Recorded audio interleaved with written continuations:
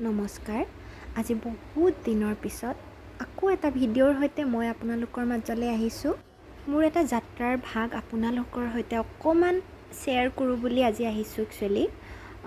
সময়ৰ অভাৱত মই ভিডিঅ' দিবই নোৱাৰোঁ, তথাপি এইটো ভিডিঅ' কৰি ৰাখিছিলোঁ আৰু ভাবিলোঁ আপোনালোকৰ সৈতেও অকণমান শ্বেয়াৰ কৰোঁ। এতিয়া কথা হ'ল মই গৈছিলোঁ বাবা অগ্নিনাভ মন্দিৰ, আৰু হয়তো নিশ্চয় সকলোৱে শুনিছে এই মন্দিৰটোৰ নামটো। আমাৰ অসমৰ প্ৰথমটো ডিজিটেল মন্দিৰ, য'ত আমি অনলাইন যোগে পূজা সেৱা অৰ্চনা কৰিব পাৰোঁ।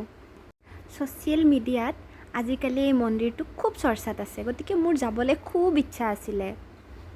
মই গৈছিলোঁ ট্ৰেইনত গুৱাহাটী ষ্টেচনৰ পৰা শিমলুগুৰি জংচনলৈ, আৰু ইচ্ছা কৰিলে বাছতো যাব পাৰি। মই ট্ৰেইনত জাৰ্ণি কৰি ভাল পাওঁ, গতিকে মই ট্ৰেইনত গৈছিলোঁ। আৰু শিমলুগুৰি ষ্টেচনৰ পৰা ই-ৰিক্সা পোৱা যায়, য'ত 30 টকা লয় আৰু মন্দিৰটোলৈ লৈ যায়। অগ্নিনাভ মন্দিৰটো মানুহৰ ঘৰতে অৱস্থিত, আৰু এই মন্দিৰৰ প্ৰৱেশদ্বাৰ এই বাইদেউগৰাকীৰ ঘৰত এই মন্দিৰটো আছে, আৰু এই ভাগ চাকি দিনে নিশাই জ্বলি থাকে। ইয়াত তেল ঢালি সেই তেল আপুনি ঘৰলৈও লৈ যাব পাৰে। মই যাওঁতে ইয়াতে প্ৰসাদ দিছিলে, পায়স আৰু বুট মগু। ইয়াত নিজৰ ভাগৰ পৰা শৰাই দিয়াটো মেণ্ডেটৰী নহয়, কিন্তু যদিহে কোনোবাই দিব খোজে তেনেহ'লে বস্তু বাহানিৰ সৈতে 500 টকা দিয়াটো মেণ্ডেটৰী হয়। বাকী গৈ ভালেই লাগিলে। Bye bye.